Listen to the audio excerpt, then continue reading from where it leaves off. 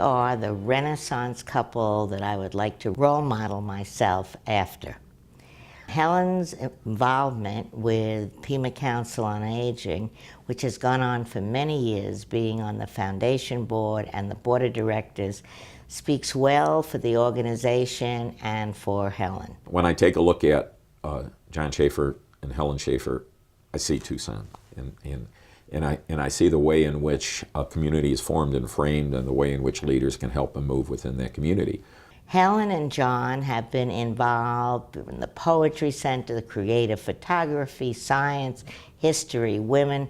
That's why I say they're a Renaissance couple. They have helped this community and are true Tucson patriots. They care about important issues, and they care about people, and they like to improve the lives of others. It's people like John and Helen Schaefer that I think that keep the arts alive in Tucson. You know, that their commitment and their passion for the arts, their desire to make sure that everyone in our community has an opportunity to participate in music and dance and theater and poetry. You know, it's very inspiring. I grew up in New York City. My parents were both immigrants and came to New York in the late 1920s. Neither one of them had any formal education to speak of, so making a living was their primary concern, and their children, my sister and myself. They recognized early on that education was the way to get ahead in America, that one survived by brains primarily rather than brawn, and urged me to get an education. I was born in 1934 and went to the public schools in the city. Important influences, I think, were Cub Scouts and Boy Scouts growing up, and church was also an important factor in my life. In the suburbs of Chicago, and Glencoe and Highland Park. Went to elementary school there and high school, and then I went to the University of Michigan to go to college. And then to Illinois for grad school. That was where we met. My sister, we're fraternal twins, so we're very unlike each other. And I was always interested in science. She was more interested in the arts and literature and so on, although I was interested in those too, but I always enjoyed science. And my father gave us a telescope, a microscope when we were little. And then he gave us a chemistry set, which I was just fascinated with. She's kind of the gentle version of John Schaefer.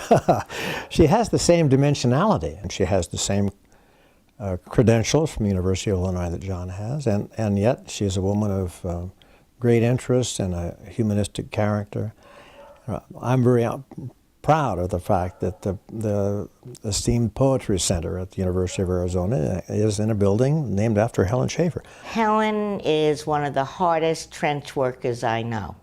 She's on the quiet side, so sometimes people don't know how dynamic and smart she is. Helen's sense of leadership, whether it be for the YWCA, the Poetry Center, WOSAC, Women's Studies, is always fascinating and worth watching. Helen stepped forward in the late 90s when we realized we absolutely had to have a permanent home for this collection of books. We had been in little houses around campus for decades, our books were in storage, and Helen saw the need for us to find a community of people who would come together and help us raise the money to build this building, which we now enjoy. Also, all the books have come out of storage. We're able to put on so many programs for the entire community, not just for the university.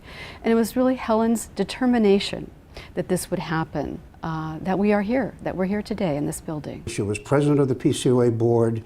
She moved on to become president and a member of the Pima Council on Aging Foundation, helping us to try to raise money to support older adults and their caregivers. The Meals on Wheels is really good because not only do they get the meals, but somebody's sort of checking on them, and they get some conversation, which they might not otherwise. I would say the best way to describe John, and through just my impressions, is quiet leadership. The university is something I care dearly about, and I love living in this community.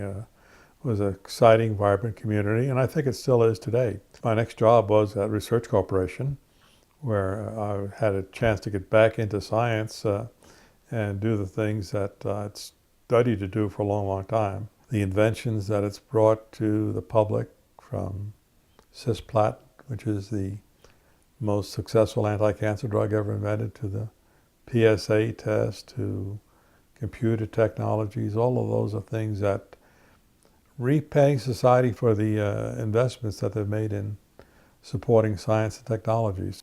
We played a major role in the survival and the prospering of the Large Binocular Telescope, which is now the most powerful telescope in the world. He is so modest about his contribution in co-founding the Center for Creative Photography.